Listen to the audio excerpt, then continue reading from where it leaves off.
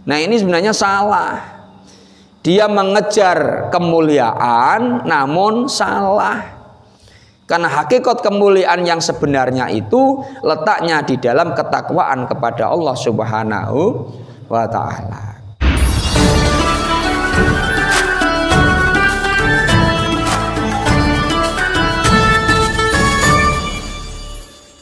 Ciri-ciri orang yang takwa itu adalah mereka yang senantiasa berucap dengan ucapan yang baik. Contoh kita ini dalam bertakwah umpamanya. Kalau kita bisa menyampaikan syariat ini, misi dakwah ini dengan bahasa yang santun, kenapa harus menggunakan bahasa yang kasar? Kalau kita dalam berdakwah bisa menggunakan bahasa yang sejuk, yang merangkul seluruh golongan, kenapa kita harus menggunakan bahasa yang merusak dan memecah belah antar sesama? Ini yang jadi masalah zaman sekarang. Karena kita bicara real, banyak pendakwah-pendakwah di Indonesia ini khususnya yang belum bisa menggunakan etika dalam dakwah ini dengan sebenar-benarnya. Sehingga apa? Dia berdakwah sebenarnya niatnya baik, namun dengan cara yang kurang pas, tidak sesuai dengan anjuran dari Allah Subhanahu wa ta'ala. Bismillahirrahmanirrahim. Wal ayatu fil amri bittaqwa kasiratun ma'lumatun. Dan ayat-ayat di dalam perintah untuk bertakwa kepada Allah sangat banyak sekali dan sudah dimaklumi atau diketahui kita bersama. Di Al-Quran itu sangat banyak sekali perintah-perintah dari Allah yang menyuruh kita untuk bertakwa kepada Allah Subhanahu wa ta'ala.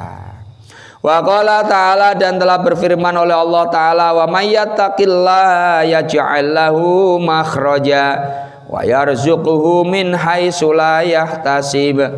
Wa may yattaqillah, dan barang siapa yang bertakwa kepada Allah, yaj'al lahu makhraja, maka akan dijadikan Allah baginya makhrajan, itu jalan keluar. Wa yarzuquhu, dan Allah akan memberikan rizki kepadanya min haitsu la yahtasib, dari jalan atau arah yang tidak disangka-sangka. Inilah kehebatan orang-orang yang takwa. Maka derajat yang paling tinggi di dunia ini itu adalah takwa. Takwa, walaupun kadang-kadang pandangan manusia dengan pandangan Allah ini beda. Kalau pandangan manusia, kemuliaan itu di mana? Kadang-kadang letaknya di harta. Semakin hartanya banyak, dia menganggap semakin mulia.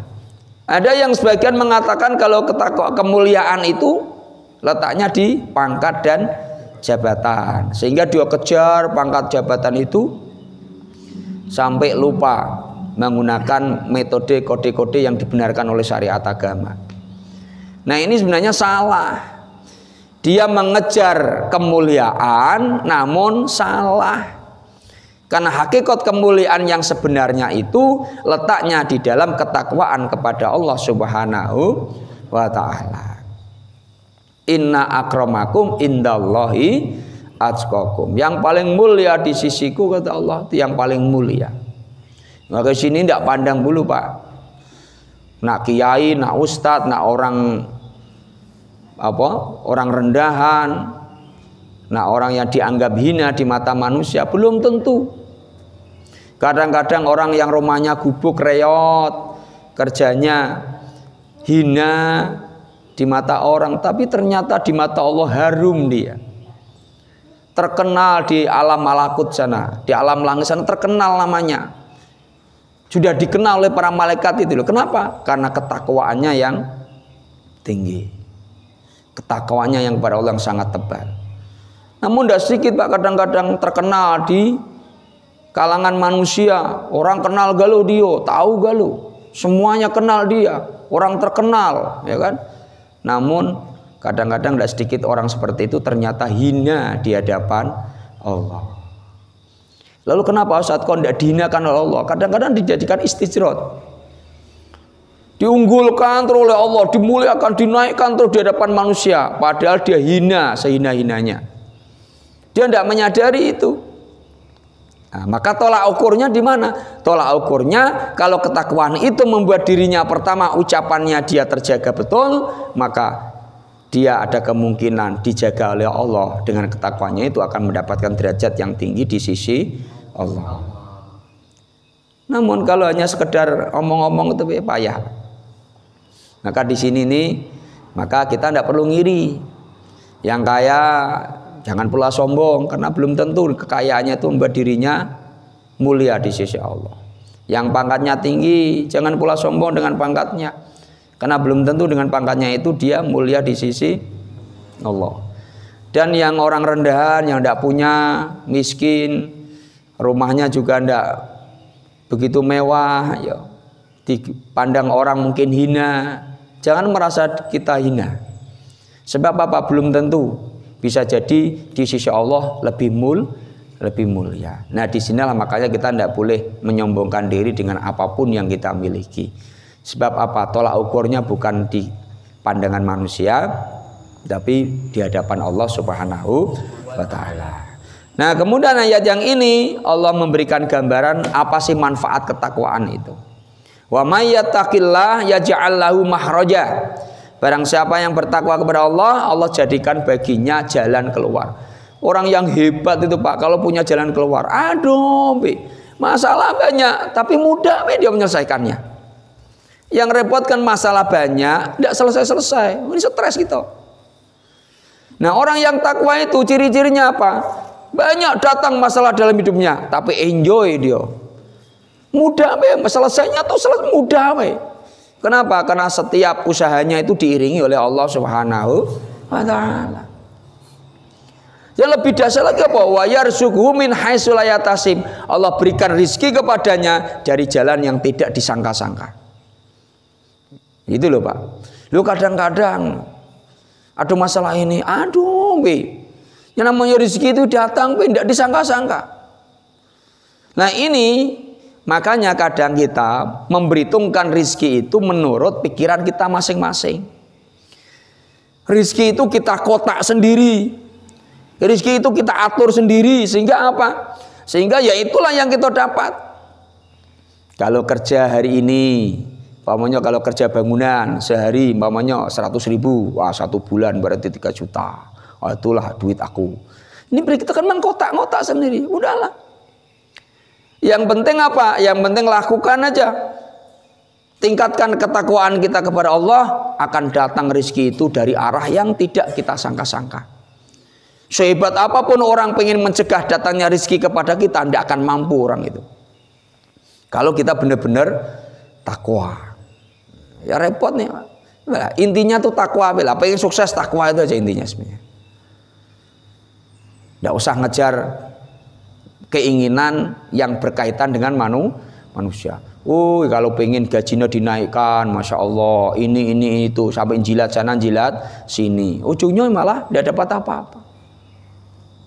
Ini ya repot Pak.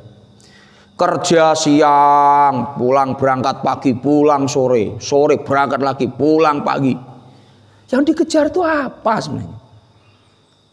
Dia mengira kalau rezeki itu urusan manusia, maka seperti itu. Padahal rezeki itu urusannya kepada Allah. Sudah. Maka kerja sewajarnya, ya kan? Tujuannya apa? Kalau kerja sewajarnya ini, jadi waktunya itu ada pula digunakan untuk ibadah kepada Allah. Kayak mudah apa? Ya waktu kerja, waktu ibadah. Orang-orang yang takwa itu rizkinya senantiasa mengalir dan banyak rizki yang tidak terduga. Tidak terduga ini artinya apa? Tidak berada dalam pemikiran kita. Kita tidak mengira ternyata muncul, tidak dikira ternyata datang. Nah itulah rizki yang tidak disangka-sangka itu. Ada apa itu? Yang anak ngasih rizki itu bagi orang yang takwa. Maka tingkatkan takwa itu. Wa qala ta'ala, dan berfirman oleh Allah ta'ala, in tattaqullaha yaj'al lakum furqanan wa yukaffir ankum sayiatikum wa yaghfir lakum wallahu dzul fadlil azim. Intatakullah, seandainya engkau bertakwa kepada Allah, yaj'al lakum furqanan, maka Allah akan jadikan kamu furqanan, pembeda antara yang takwa dengan yang tidak. Itu nampak apa kalau kita hanya takwa? Maka jangan dibuat samo, jangan, ada peningkatan lah. Ya kan? Artinya apa? Kita terus melakukan peningkatan di hadapan Allah ini. Perbaiki di hadapan Allah. Allah akan memperbaiki hidup kita. Gitu. Itu rumus ya. Kalau pengen hidup kita diperbaiki oleh Allah, maka perbaikilah ibadah kita di hadapan Allah. Itu rumus hidup. Semakin kita memperbaiki ibadah kita di hadapan Allah, akan semakin cepat perbaikan hidup yang kita jalani. Wa yukaffir ankum sayatikum, dan Allah akan menghapus kesalahan-kesalahan dan dosa-dosa kita. Wa yaghfir lakum, dan Allah akan mengampuni dosa-dosa kalian. Nah, dosa kita diampuni oleh Allah. Wallahu dzul fadlil azim, dan Allah itu zat yang memiliki keutamaan yang besar. Nah, coba. Takwa itu menyebabkan kita dibedakan oleh Allah dari yang lain, kemudian dihapus seluruh kesalahan-kesalahan kita dan diampuni dosa-dosa kita oleh Allah Subhanahu wa taala. Masya Allah. Ini kalau kesalahan sudah dihapus, dosa sudah dihilangkan, Pak, rezeki itu nempel kayak perangko, Pak. Ya. Nah, jangan-jangan nanti rezeki itu dipikirkan duit baik, salah juga. Kata Ustaz Ahmad, nak takwa duitnya apa rezekinya banyak, kok duitku seret. Lu rezeki itu bukan cuma duit. Ini perlu dipahami ini. Rezeki itu luas maknanya. Umur panjang, rizki. Nah, itu loh. Kesehatan, rizki. Pangkat jabatan juga rizki. Anak, jodoh, nah, rizki usah jodoh. Jangan ketonda. Jadi kalau belum ketemu jodoh, rizkinya belum dapat, mungkin ada yang salah ini. Ya kan? Itu rizki juga, masya Allah. Ini orang kan kadang-kadang ya memblokir rizki ini dalam soal duit saja, salah. Untuk apa duit banyak kalau badan sakit-sakitan coba? Nak makan sate tidak boleh. Nah, makan gula ini tidak boleh. Untuk apa duit banyak makan ini itu tidak boleh, ya kan? Menderita juga kita ini. Nah, maka kesehatan itu juga termasuk rizki. Bismillahirrahmanirrahim. Lah tadi ayat, sekarang kita bahas hadisnya, ya kan? Wa amal ahadisu, adapun sekalian hadis, fal awalu, maka hadis yang awal adalah an Abi Hurairah, dari hadis dari Abi Hurairah radhiyallahu anhu, qala, berkata Abi Hurairah, kila, dikatakan, ya Rasulullah. Ini ada yang bertanya kepada Rasul, ya Rasulullah, wahai Rasul, man akramun nas, kira-kira siapa orang yang paling mulia? Kira-kira siapa manusia yang paling mulia itu siapa ya Rasul? Qala, jawablah Nabi, atqahum, yaitu mereka yang paling takwa. Ini Nabi nih, Pak, tidak percaya lagi ya sudah. Ya kan? Nabi ditanya, ya Rasul, manusia yang paling mulia itu siapa ya Rasul? Nabi jawabnya, atqahum, yang paling takwa, mereka itu yang paling mulia. Jadi Nabi tidak bahas harta, pangkat, jabatan, kehebatan, enggak. Itu orang yang hebat dibaca ndak popo, bisa hilang, bisa balik lagi. Itu yang paling takwa, ndak. Yang paling takwa apa yang paling mulia, ndak. Yang paling mulia itu orang yang paling takwa.